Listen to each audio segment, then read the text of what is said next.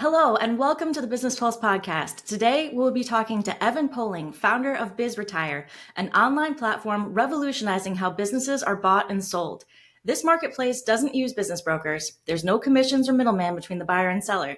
Buyers have to pay to see listings, which mean they have some skin in the game before they can ever contact a seller. Let's dive in to discuss this business model right now in episode 4.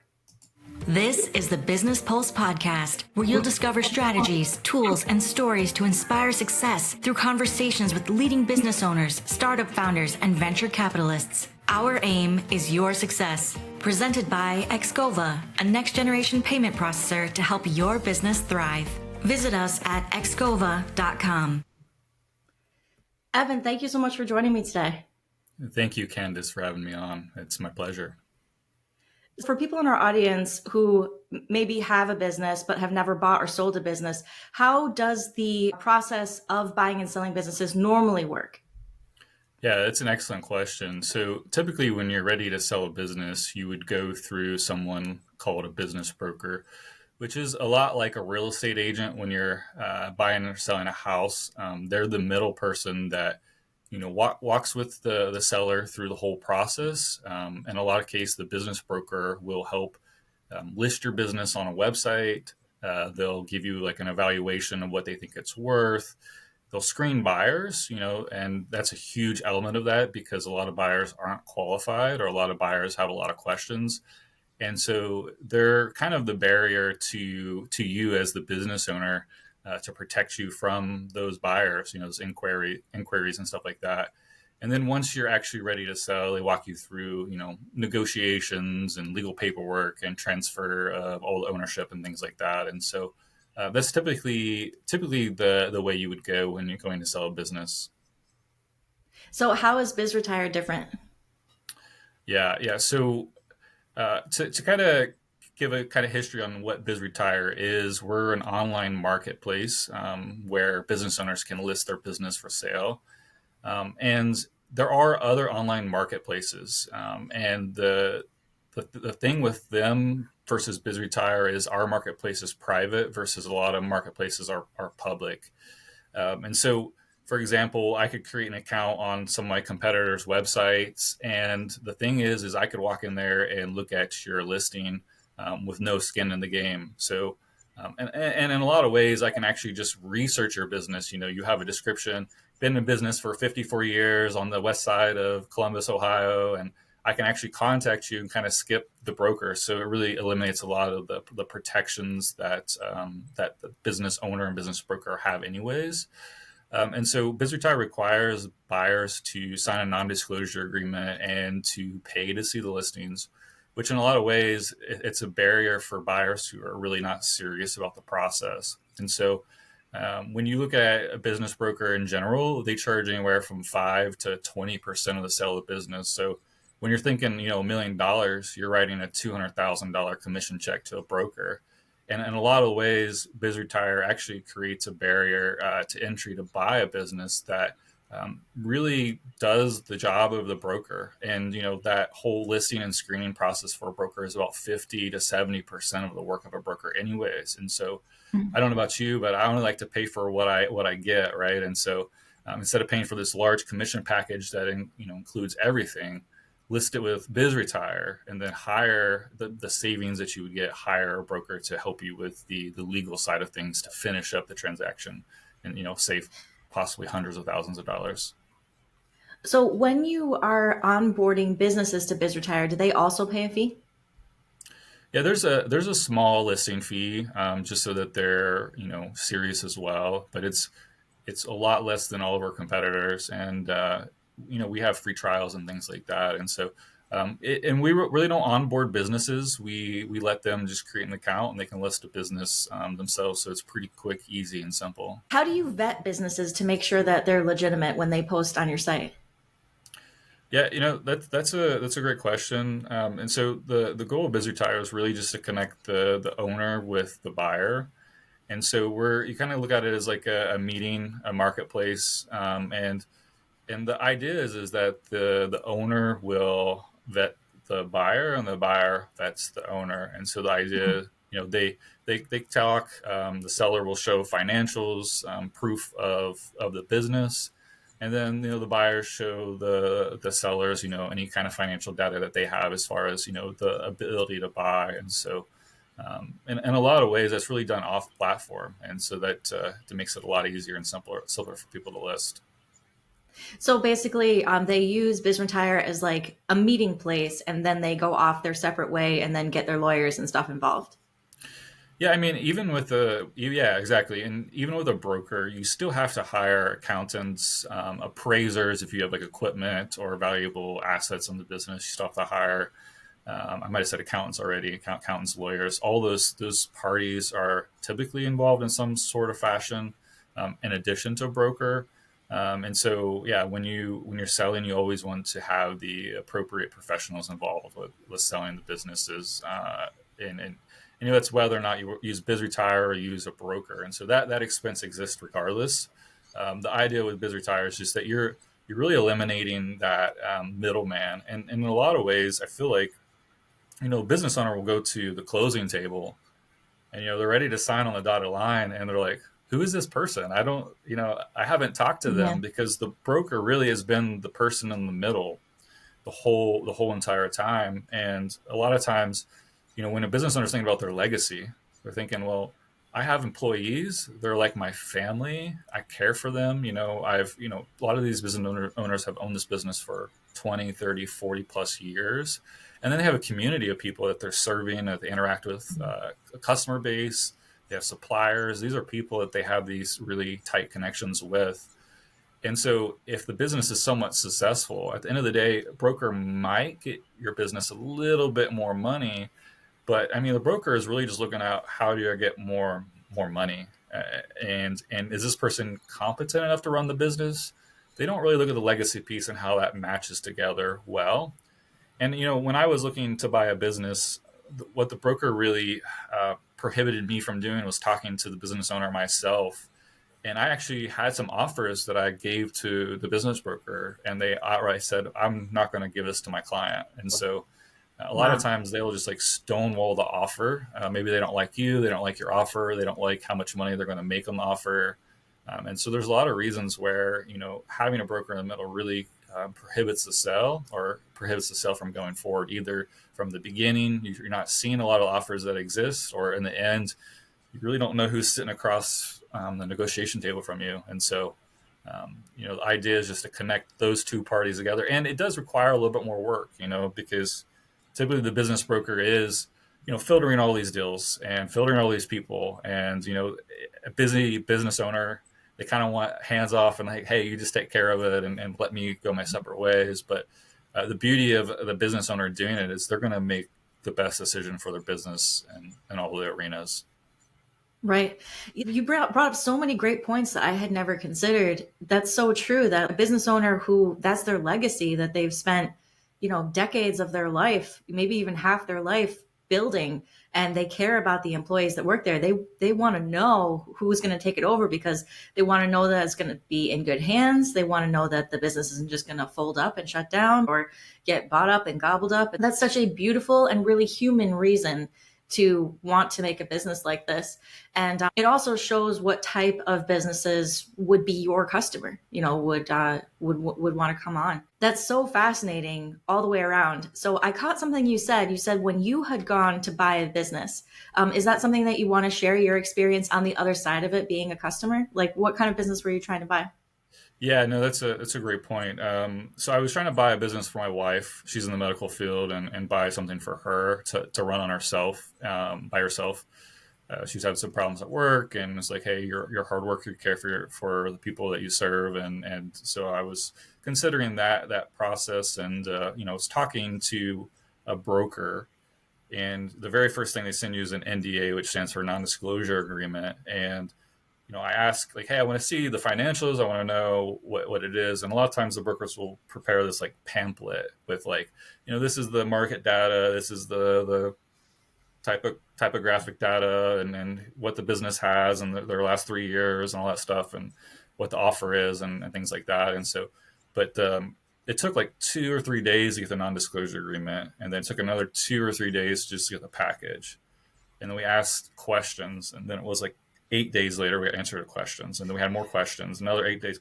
So like we hadn't even started the process, and we were already like 3-4 weeks into this process, just asking basic questions that if I had talked directly to the owner, it would have been solved in an hour. I sat there thinking kind of like, wow, this is very inefficient. This is very miserable. And you know how like when you want to buy something new and shiny, you're like, I want it now, and you're excited about it, and the kind of the excitement wore off, which is a good thing, right? I mean, it's a business. It's not like something you can just buy in a car lot, but at the same time, the process was very infuriating. And then you go onto these public websites. I don't want to name my competitors, but they, some of them have 200,000 to 300,000 free buyer accounts.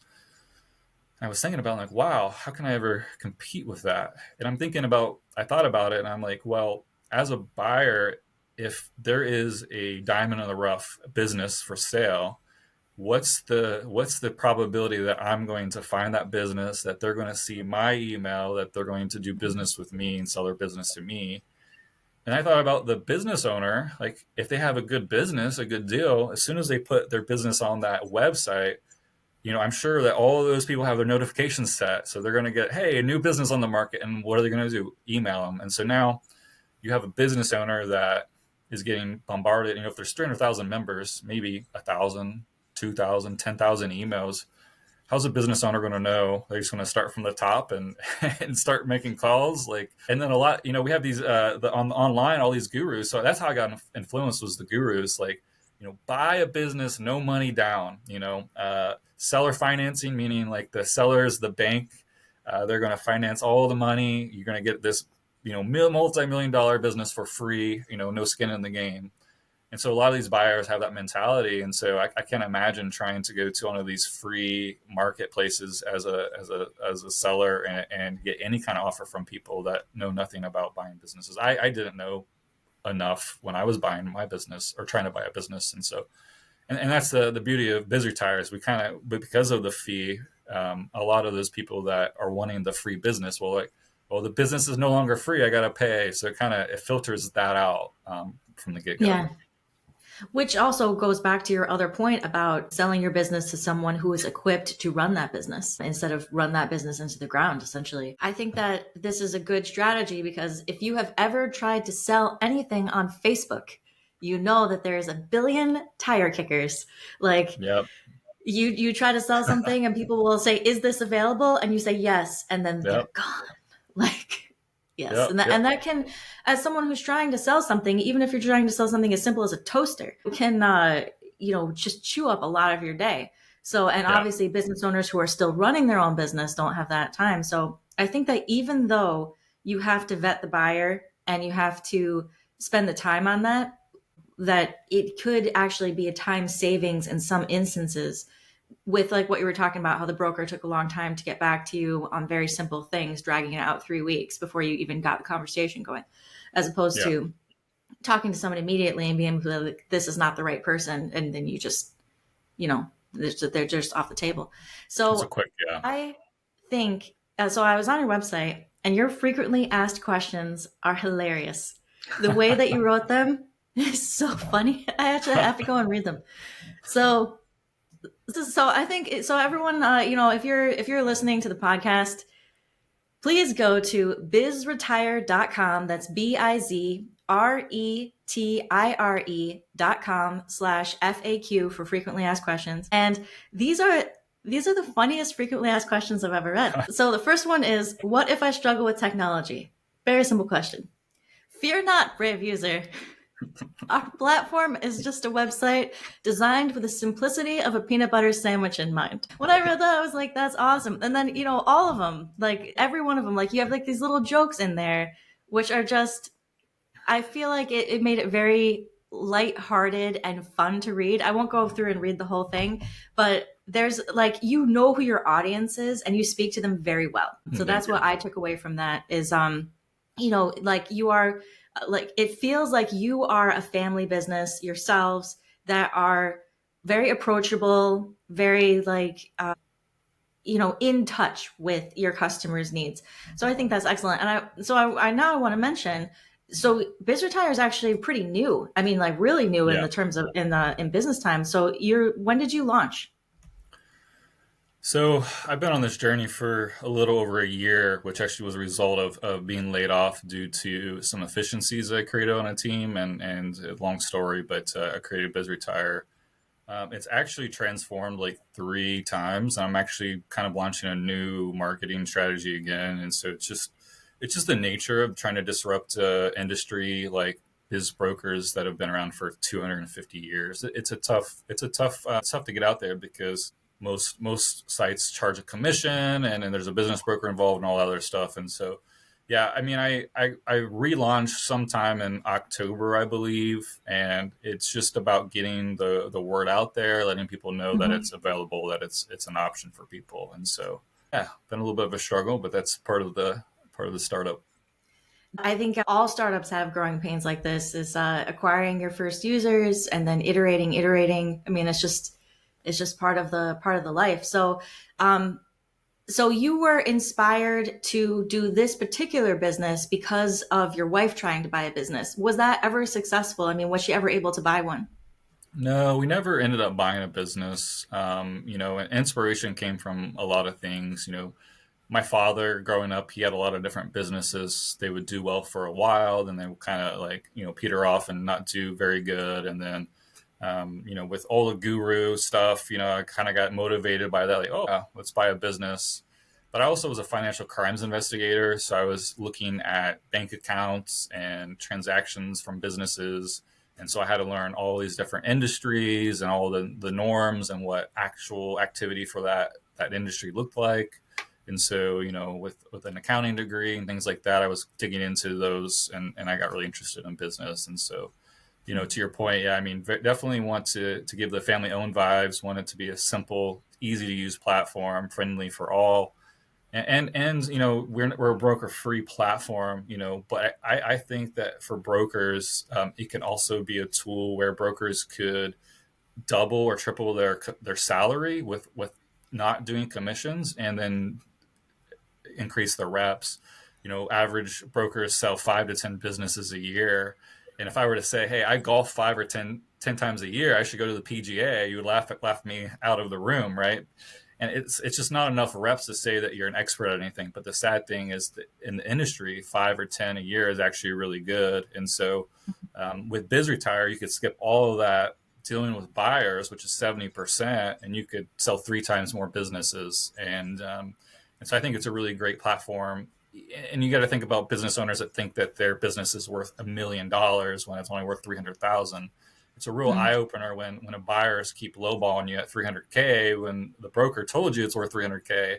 You start to realize that your business is only worth 300K. And so I think BizRetire is not only a great tool for owners, but it's also a great tool for biz brokers to make more money, to do what's right by the owner. And I think it's really a win-win for everything. And so I'm hoping it does. One of the taglines is revolutionizing the way that we buy and sell businesses. And so that's kind of the goal. And hopefully we achieve that. Well, I think it is a refreshing take on this whole thing, and really with a lot of good things to recommend it. So right now it's really early, and I know that you said that you were starting to focus a little bit more on marketing. So what kind of things are you doing to get the word out there now? Well, unsuccessfully, I have put things on the radio because my target audience is more of like a boomer population. And Right. interesting enough, I've never advertised to a buyer one time. I've got like 10 to 30 to 50 times more buyers than I do sellers on the platform, which is crazy. Just shows you how much more demand there are with buyers. But Google Ads, radio. I've done. I got a cold email thing that I've been tweaking and working with, trying to get the word out there that way. But I'm hoping to do a little bit more social media, get my name out there, get my face out there. Because I think with the boomer generation is they want more of a relationship. They want to know that I'm a trustworthy person, and you Mhm. can't really do that over a cold email or even a cold call. I mean, there's some. Um, some skepticism when someone calls them randomly out of the blue, and that's unfortunate. But fortunately, that population has been taken advantage of, and there's been a lot of fraud and things like that. And so, Yeah. just really focusing on the legacy piece of this, I think that's huge. And yeah. So two things. One, like, have you ever like joined the Chamber of Commerce or anything like that? Yeah. I actually went to a conference yesterday, and I think that was a huge eye opener for me. That as I was sharing my business, all the business owners that were the age of my target audience were very excited about what I was doing. Some of them said I had a friend that just sold it and it was a nightmare with a business broker, and this was their experience. And so they all wanted my contact information, and it was just like how excited they were for what I was doing. And so that was it kind of reminded me that I needed to be more in person and doing these events, connecting with people one on one. And as a millennial, I think, one to many, I got to get the word out quickly and as fast as possible. But I think it really just comes down to taking the time to invest in those relationships and get the word out Oh that yeah, way. I agree. Especially in this type of business that you're talking about, it was exactly what you just said. Now that person who had a friend that it was a nightmare, when they have another friend that's saying, "Hey, I'm thinking about selling my business," they'd be like, "Wait, I met this person. I think that you should maybe check this out and see if this is a viable option for you." So what is Yeah, the cost barrier to entry? Like what, if you don't mind sharing, like sure. how much does it cost a business to sign up and how much does it cost a potential buyer to sign up? So for businesses, it's a 90-day free trial. If you're working with someone like a professional, I'm actually offering professionals a free year for their clients so that they can actually get market feedback prior to selling so that they can implement Hmm. that. So for a free year, contact me if you're interested in that. But other than that, it's about $50 a month. So it's super affordable. And if you do like a semi-annual or yearly, it's less than that. And then the buyer side, it's $75 a month, and the same thing. If you buy more time, it's less money. And so, as it becomes more popular, I'll probably go up on the buyer side and keep the seller side cheap. And the idea is to really just stomp out my competition where they can't compete on the seller side. What kind of businesses are you seeing bought and sold on your platform? I mean, like brick and mortar, SaaS. I mean, it's anything where the business owner has probably had a bad experience, at least on the onset, with a business broker. They've wasted their time. They've, lied to them. They've mistreated them. And so that's kind of been the population so far. But I'm hoping to get anybody in there. I mean, for right now, I'm trying to really cater to the small business owner, the guy or gal who is running their business, and they care about the legacy piece. So kind of like an owner operator. I mean, I imagine that maybe larger corporations would be interested, but I would think that they would probably go with someone like an attorney, which mergers and acquisitions. So, it's not necessarily owned by one person. I think it's really interesting that you have, a lot of buyers just sign up. I think that that just goes to show that there's a lot of demand right now for people to buy businesses because they want to get that jump start of like 3, 5, 10, 15 years of work into something. It takes a long time, as you know, to start a business. Yeah. Like one day you may sell BizRetire. I mean, Yeah. it's go on, and we've got to put our suntan lotion on and go to the beach. So that's something that we all hope for someday. So it's a business is something that can last many generations, and Yeah. so buying a business is very attractive because you get that jump start of those early years It's like where there's not 90%. returns. Sorry, 90% failure rate for like startups, and I think the first year, then it kind of goes down from there. The more you're in business, but if you buy a business, I think it's like a 95% success rate, and so to keep that business going. So yeah, I mean, it's definitely more attractive, especially to someone who's worked a professional career. They have some experience, they have some money saved up, and they have the wherewithal to run a business. It's a very attractive option. At least the dream is sold to people that you're going to get financial freedom. This could be another podcast, but which I think is kind of a load of crap. This whole idea, but there is a huge cost to running a business, and maybe financial Mhm. freedom is one of the benefits, but there's definitely a lot of work that goes into any business you run. Yeah, I see those videos on YouTube a lot, and they're so misleading to people, like you can use this AI tool and make $1 million in 5 seconds with Yeah, no work. Like there's so much of it now. It really does prey on people. But the idea of buying a legitimate business that you can talk to, that you must vet, like if any, like I want to just mention this to the viewers, if yeah, you, no matter what way you do it, like you always need to do your own research, like do a lot of it, and really uh, get those experts on board, like Evan was right. saying, accountants. And I guess if you were going to give advice to somebody who was using your platform, just say they found a business that they want to purchase. What would you tell them that their next step should be after that? I would say that you want to find a business that's right for you, something you're interested in, something you have expertise in. I mean, you're not going to just walk into an industry with no experience and collect a paycheck. That's not how it works. And so, or adjacent experience that you can walk into. So make sure it's right for you. You want to have a conversation with the business owner, get to know them a little bit, ask them, some questions, what they're looking for. Are they looking for a seller? Do they want a seller finance? Because to save on taxes. Do they want all the money up front? Is there any wiggle room? That way, you can write a letter of intent that meets their needs, their financial needs and goals, and that you're not going to be so consumed by debt that the business will fail.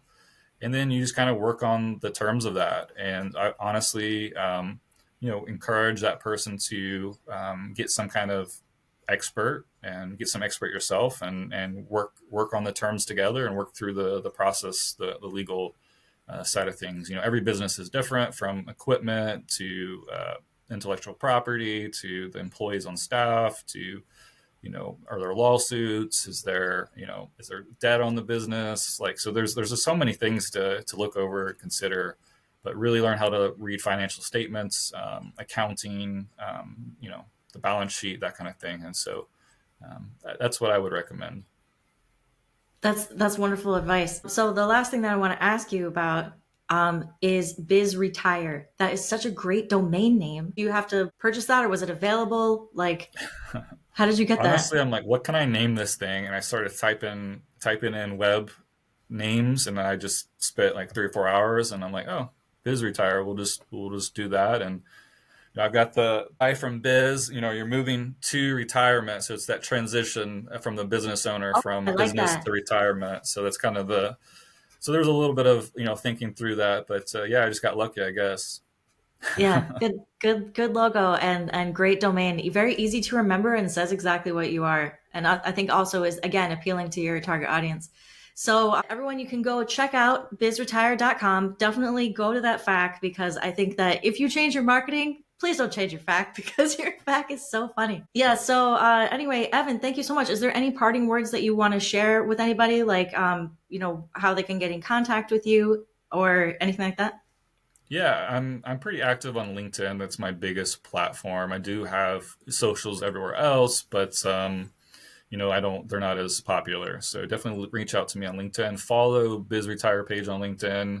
I'll post sometimes when businesses go for sale, and yeah, feel free to contact me through the website or on LinkedIn. I'd love to chat with you.